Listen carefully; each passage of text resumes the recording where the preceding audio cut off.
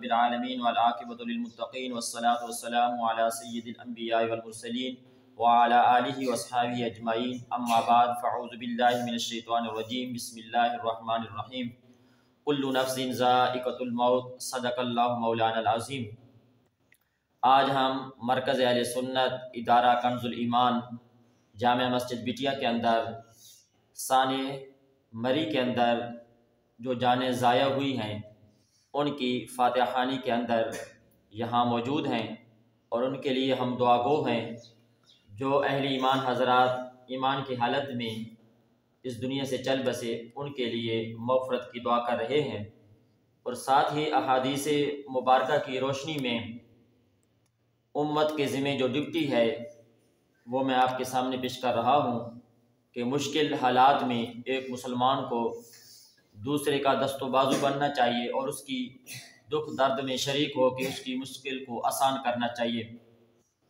جیسا کہ حدیث مبارکہ یہ بخاری شریف کے اندر موجود ہے، حضرت سیدنا عبداللہ بن عمر رضی اللہ تعالی عنہ نے روایت کی ہے، رسول اکرم صلی اللہ علیہ وآلہ وسلم نے فرمایا ایک مسلمان دوسرے مسلمان کا بھائی ہے، یعنی المسلم اخو مسلم، ایک مسلمان دوسرے مسلمان کا بھائی ہے۔ ایک ہوتا ہے نسبی رشتہ، ایک ہوتا ہے مذہبی رشتہ، یعنی مسلمان ہونے کی بیس پہ ہر مسلمان دوسرے کا بھائی ہے۔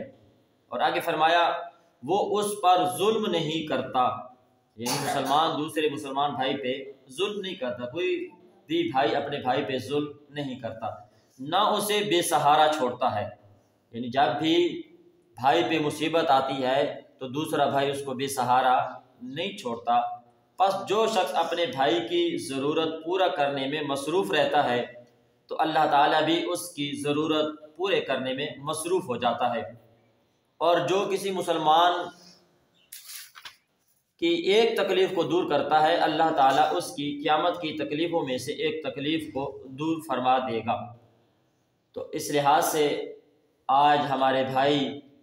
جو مری کے اندر موجود ہیں، اس مصیبت کے اندر وہ گھرے ہوئے ہیں، وہاں قرب و جوار کے اندر رہنے والے اہل ایمان حضرات کی ڈیوٹی ہے کہ وہ مسلم ہونے کے تقاضے پہ اپنے بھائیوں کی مدد کریں، ان کی دکھ درد میں شریک ہوں، انہیں بے سہارا نہ بنائیں بلکہ ان کا سہارا بنیں، جا کے ان کی مدد کریں۔ آج اگر اہل ایمان مسلمان وہاں جا کے ان کی مدد کرتے ہیں، ان کی تکلیف کو دور کریں گے، تو کل بروز قیامت اللہ رب العزت اہل ایمان حضرات جنہوں نے تکلیف دور کی ہے، اللہ رب العزت قیامت کی سختیوں اور ہولناکیوں سے ان کو دور رکھے گا اور ان کی تکلیفوں کو دور کرے گا۔ آج ہم ان کے لیے دعا کر رہے ہیں، کلام شریف میرے مل کر دیں۔ اللہم صلی علی سیدنا و مولانا محمد و بارک وسلم وسلم علیہ۔ اللہم ربنا آتنا فی الدنیا حسنۃ وفی الآخرۃ حسنۃ وقنا عذاب النار۔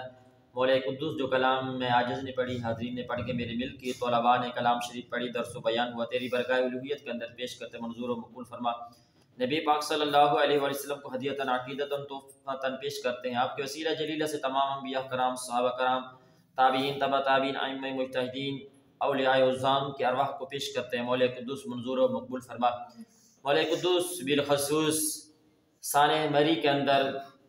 جو جانیں ضائع ہوئی ہیں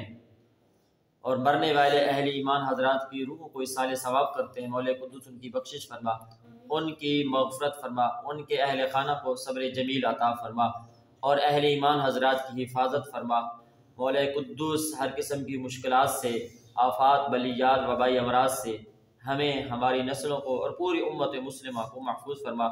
اور اس ادارے میں پڑھنے والے طلباء کو دین دنیا کی نعمت عطا فرما، ہمارا خاتمہ ایمان پہ فرما۔ صلی اللہ تعالی علی رسولہ خیر خلق محمد وعلی آلہ وصحبہ اجمعین۔ لبیک لبیک لبیک لبیک یا رسول اللہ۔